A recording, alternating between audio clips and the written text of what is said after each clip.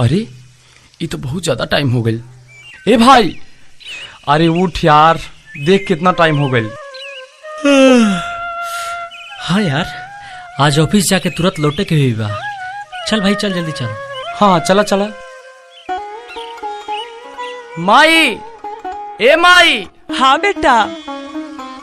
अरे माई जल्दी से नाश्ता लगा दो, ऑफिस के लेट हो रहा बा। हाँ बेटा, हम तो नाश्ता लगा देत बानी, लेकिन आज ऑफिस 1:30 बजा। अरे हाँ भाई, तू चिंता मत करा, हमनी के तुरंत लौट आइब जा।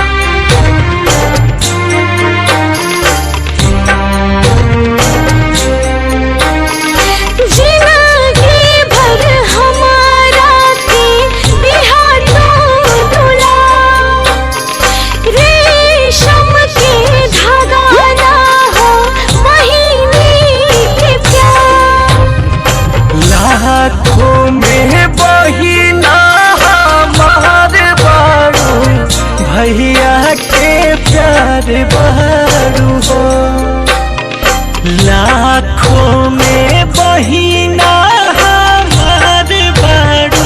भैया के प्यार बहरू हो, बाबूजी माई के दुलार बहरू। प्राण के आधार बहरू हो, बाबूजी माई के दुलार बहरू। प्राण के आधार बहरू हो।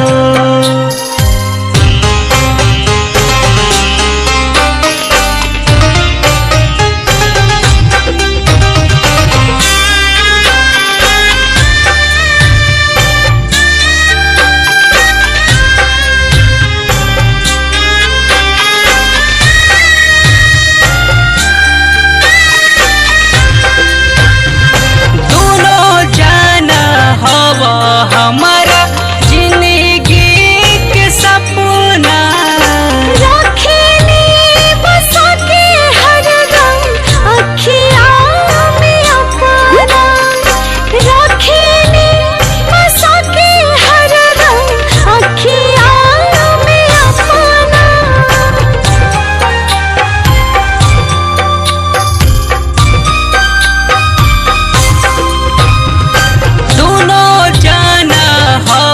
हमारा जिंदगी के सपना रखेली बसा के हरदम अखियाँ में अपना। रखेली बसा के हरदम अखियाँ में अपना।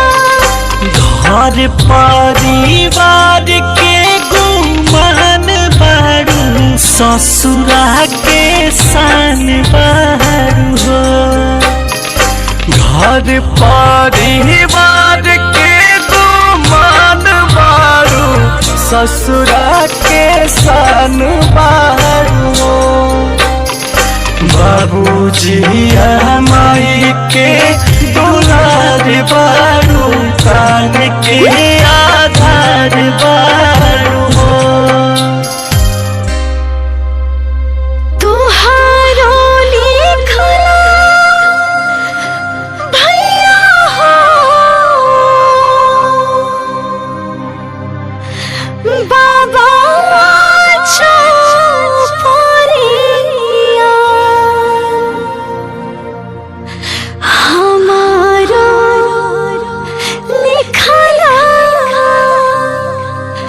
दूर